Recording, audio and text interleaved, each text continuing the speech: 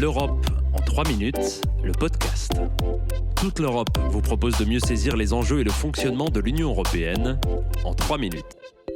Bonjour, je suis Arthur Olivier et aujourd'hui je vais vous raconter l'histoire du grand élargissement de l'Union européenne dont on célèbre les 20 ans. 1er mai 2004, 10 pays intègrent l'Union européenne. C'est le moment où le plus d'États arrivent en même temps dans la construction européenne. C'est aussi le 5e élargissement depuis 1957. La majorité de ces pays sont situés à l'est du continent. Faisons la liste. Il s'agit des 3 pays baltes, l'Estonie, la Lettonie et la Lituanie. Il y a aussi 5 États d'Europe centrale et orientale, la République tchèque, la Hongrie, la Slovaquie, la Slovénie et la Pologne, ainsi que 2 pays de la Méditerranée, Chypre et Malte. L'Union européenne passe alors de 15 à 25 États membres, un record. Et même à 27, si on compte l'adhésion de la Bulgarie et de la Roumanie peu de temps après en 2007.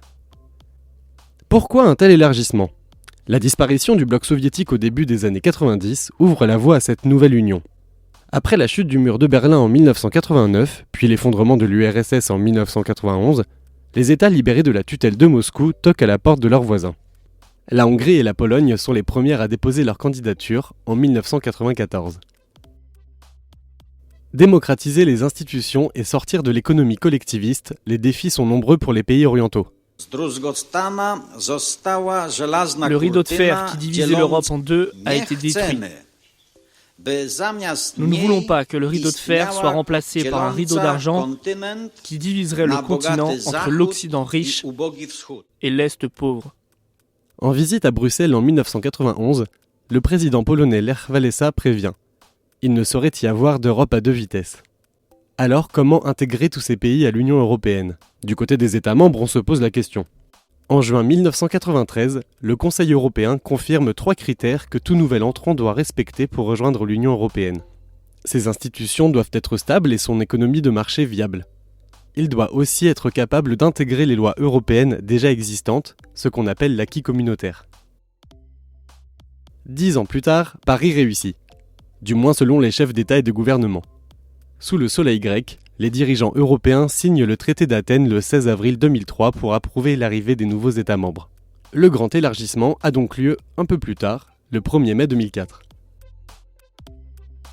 20 ans après, l'histoire est loin d'être terminée. 10 pays sont aujourd'hui candidats à l'adhésion pour intégrer l'Union européenne.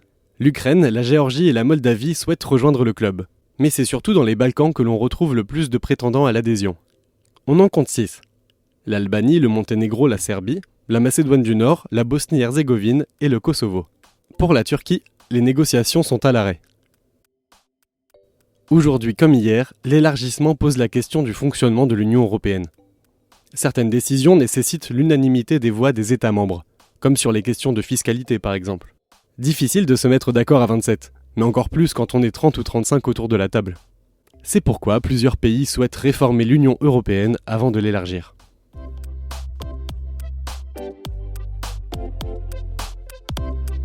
Retrouvez l'Europe en 3 minutes, le podcast sur www.touteleurope.eu et sur votre plateforme d'écoute préférée. L'Europe en 3 minutes, le podcast.